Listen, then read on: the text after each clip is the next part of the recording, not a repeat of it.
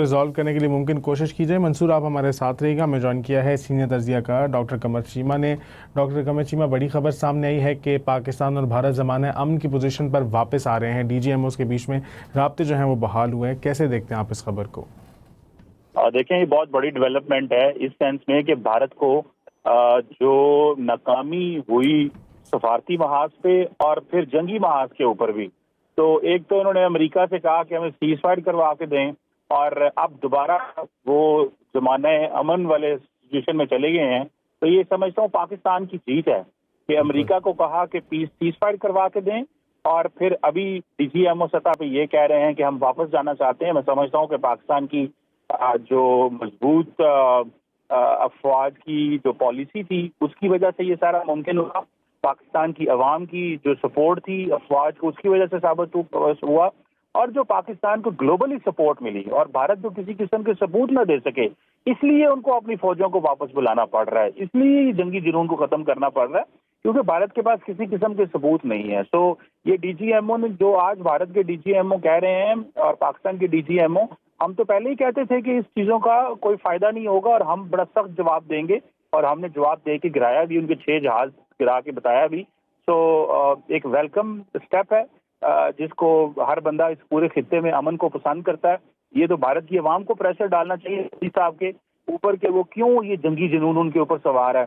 अगर उन्होंने कोई 10-15 अरब डॉलर लगा के जहाज और S-400 सिस्टम खरीद लिया है, तो जरूरी है कि पाकिस्तान के साथ जंग की जाए कि अब मेरे पास नए ताजा जहाज आ गए हैं और अच्छे state of the art cutting edge technology वाले जहाज हैं और मैंने पाकिस्तान के साथ हमला करना है। अब आपने देख लिया उन जहाजों के साथ क्या हुआ।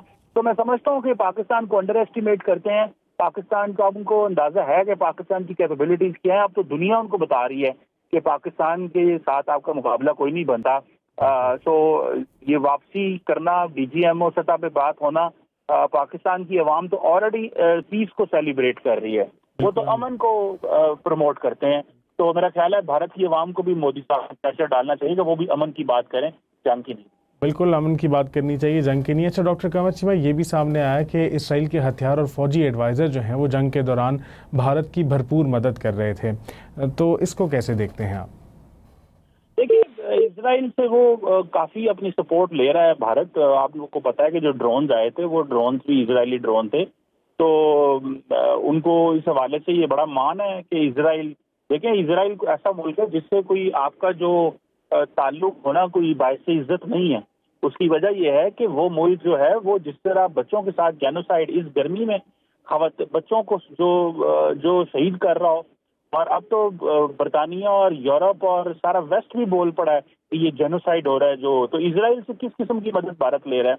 मैं समझता हूँ कि इसराइल से तो ताल्लुक भी नहीं होना चाहिए, लेकिन वहां से मदद लेना और अपनी फौज के लिए, मेरा ख्याल है जहां से मर्जी मदद ले लें, आखिर में परफॉर्म तो इंडियन एयरफोर्स के पायलट्स ने करना है, और वो जिस तरह परफॉर्म किए हैं आपने देख ही लिया, सारी दुनिया ने देखा है। बिल्कुल ऐसा ही है। बहुत शुक्रिया हमें ज्वाइन करने के लिए डॉक्टर कमर चीमा।